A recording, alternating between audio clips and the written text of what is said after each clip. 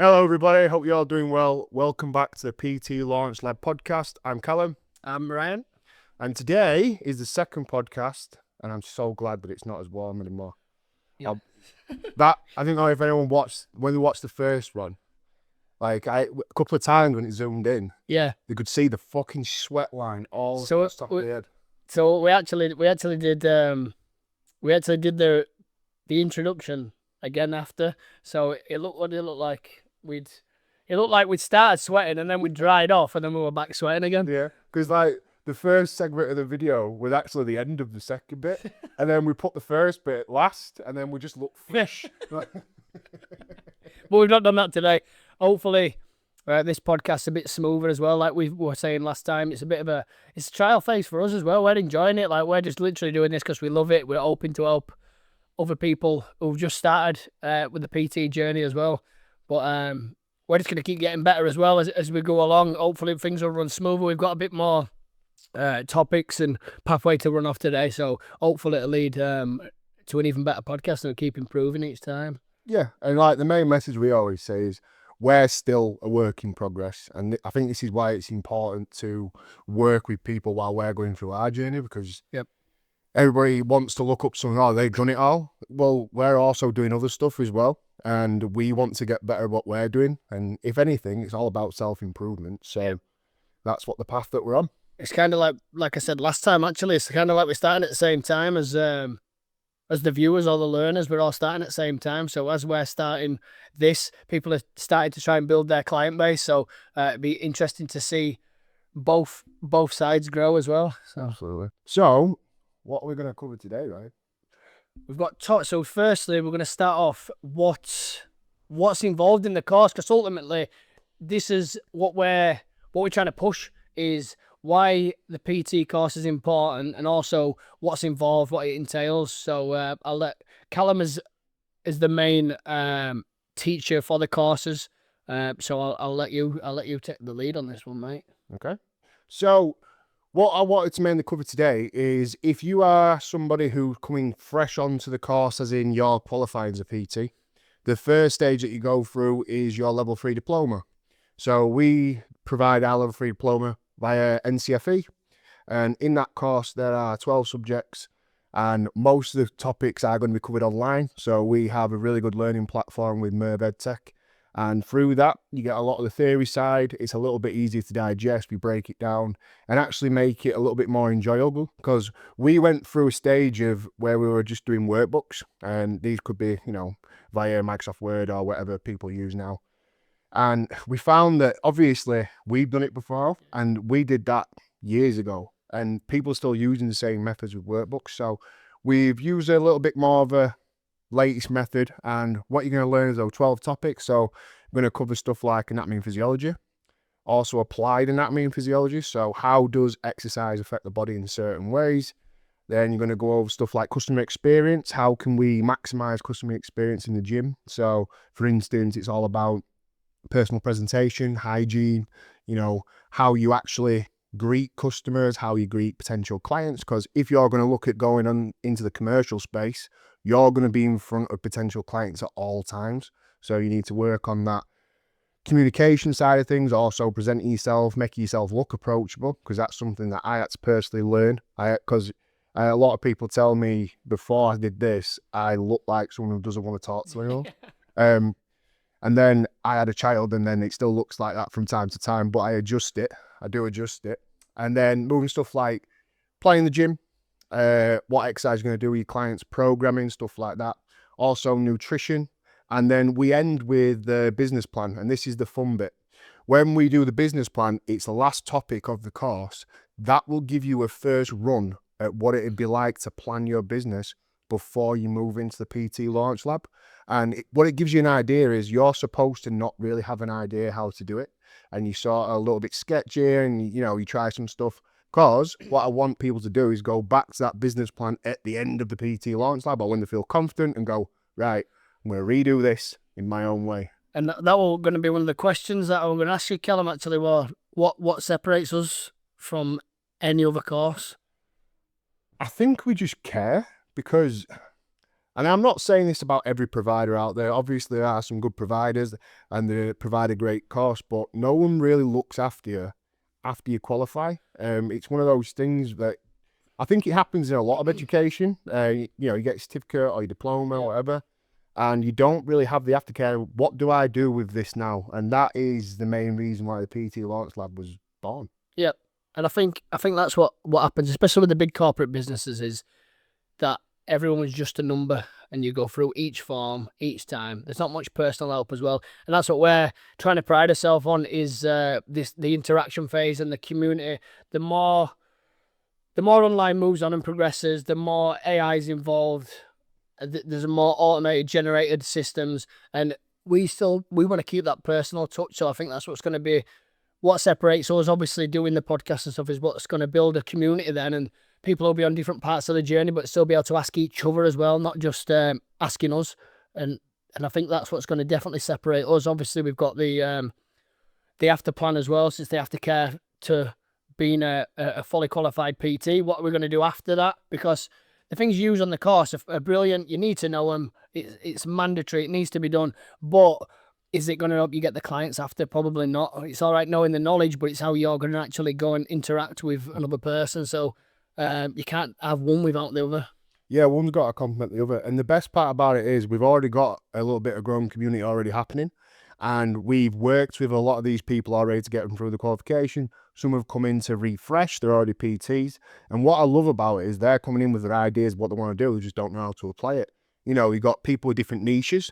You know, we've got particular people who might want to work with older ladies about strengthening, about how to working towards that more mature lifestyle, how to maintain strength. We've got people wanting to work with postnatal women, prenatal women. Just about, I was just about to say that.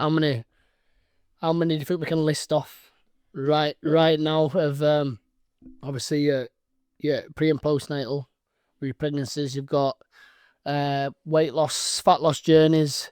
You've got sport specific. You've got your general public. Go on. One that don't really get touched upon is mental health as well. Yeah. Mental wellness. So I think that covers a lot of the niches anyway, because I feel like all exercise is one of the biggest medications you can have for mental health, but you can have very specific ones. What was there's you got GP referral, a big one. Also, it can lead to different routes as well. We talked about massage qualification last time, and that's the beauty of this as well. This is what again, I keep reverting back to the other one, but this is what we touched on last time.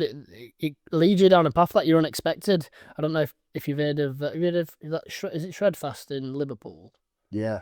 So it might not have been like a kettlebell qualification, but having the PT qual, he started something from a kettlebell class, and it's built up and just gone viral, and now is mega successful over. But it all stems down to the qualification. Without that, you can't. None of the other things exist. No, 100%. But that's what I feel like. Even now, like something else opens, another opportunity arises all the time. There's always something that comes from nothing. So the more doors you can open, and the more CPD course things you can do, anything like that. I know they used to run it off reps points and stuff. I'm not sure if they do that anymore, but can you remember that? Yeah. They run off rep points, and it usually You used to have to be signed up.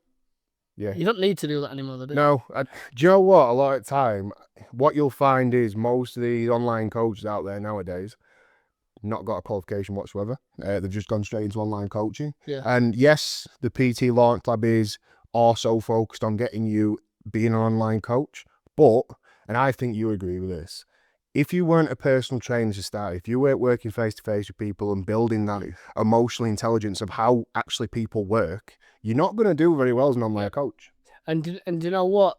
It's the people now, especially influencers, especially them, is that there's a video of them sat in an office or on a beach with a laptop saying, "This could be you. You don't even need to interact with your client." And I just think you're in completely wrong line of work if you don't want to interact with people or have any personal touch on it, because you've got to want to do it.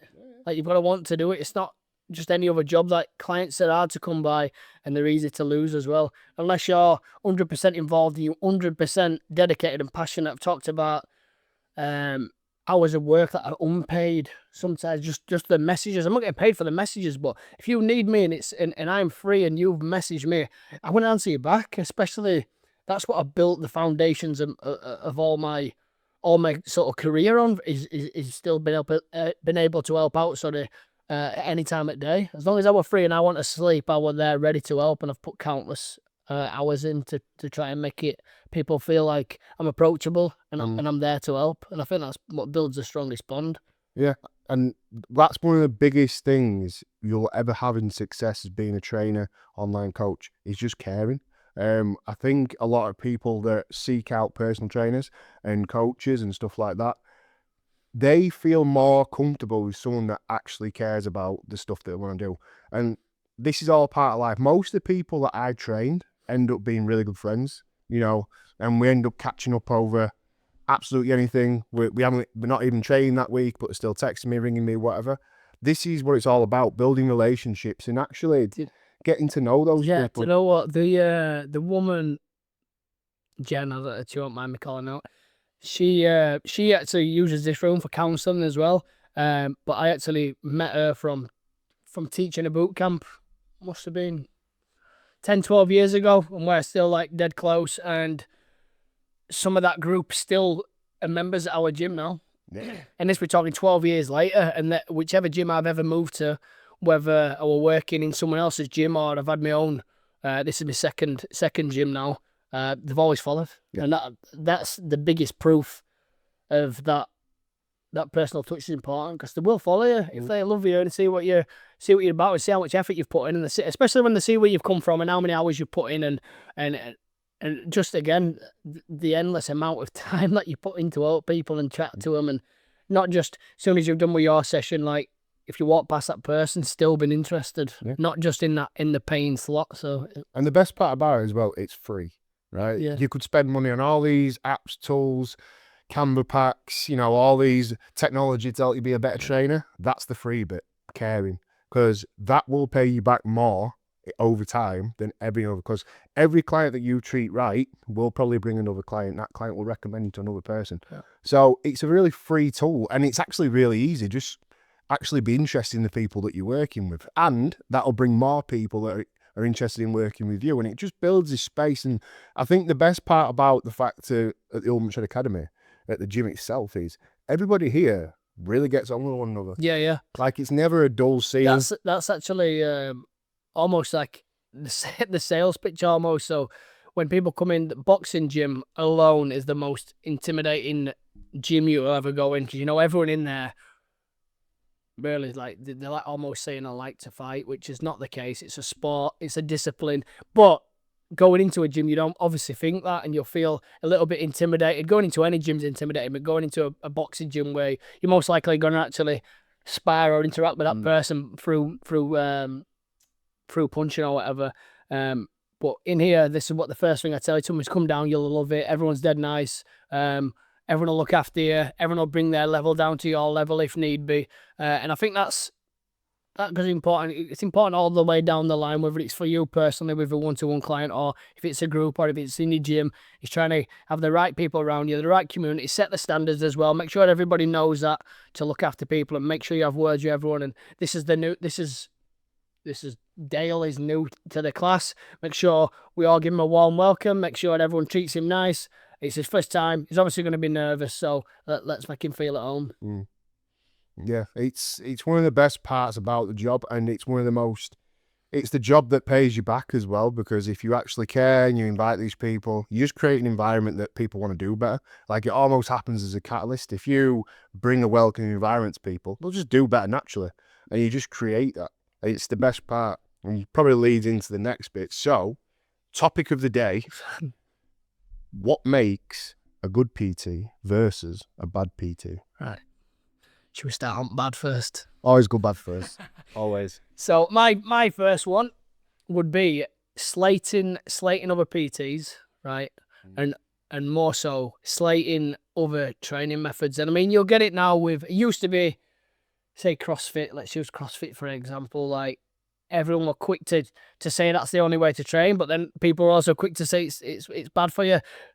easiest way to get out of that is let people enjoy it if they enjoy it. Yeah. So there's not one type of method to get in better shape. It's what you can maintain. It's what you enjoy. At the end of the day, fitness is a massive bubble of things that you can do. You can do it. You can treat it any way you want. There's a million different approaches. Whether you want to do it a sport-specific route, whether I don't know, you might play squash, or I like to use boxing for example because I do it myself. It might be CrossFit. High rocks is massive now. If you enjoy it, you enjoy a challenge. That's the thing that's going to be maintainable and doable for a longer amount of time. Yeah. And ultimately, that's the thing that works for you. But being a PT and saying, well, if you want to do this, this is the only way to do it. And I think for one, you're narrowing your audience straight away. 100%. So anyone who even thinks about doing a high rocks or anything like that, and you're like, oh, that's rubbish, there's no chance you're going to train that person. Yeah, 100%. And the thing is, you said it yourself, the best exercise for anybody is the one that I like and the one that get results from. Yep. And this is the thing, like, me and you train completely different, Yep. and we get the better results that we like. And this, when you're teaching a client, especially, try and go through different stuff with them. Yeah. Try and find stuff that they enjoy, because the method is, if they enjoy it, they're going to do it more.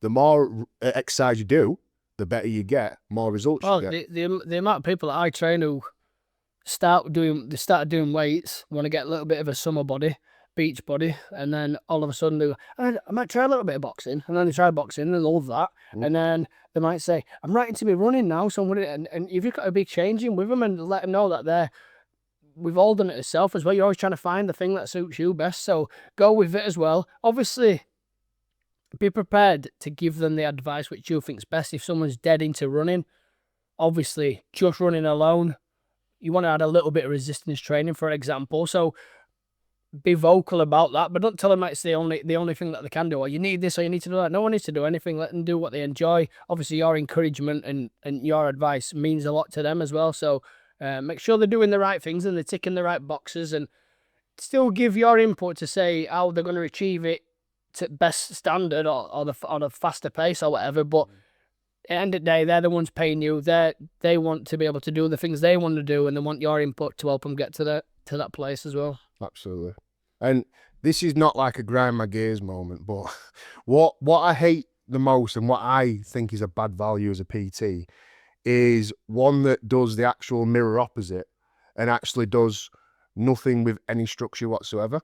So, you know, they're coming in like, right, let's do 5 sets of ball slams, and then we're going to do 1,000-meter row, and we're going to do that for 60 minutes, right? Yeah. If I were paying, and what's the top, like 30 quid for an hour, and I walk in and they're like, right, you're going to do that for an hour, like, I could have done that myself. Yeah. And the worst one as well, I will say, it's people who put their clients on cardio equipment during the session. That is lazy, right? Over long. If you're doing like interval training, I get it. But it's like, right, we're going to jog on this treadmill for 45 minutes. That's You're just stood there. Why are they paying you? Why are you there?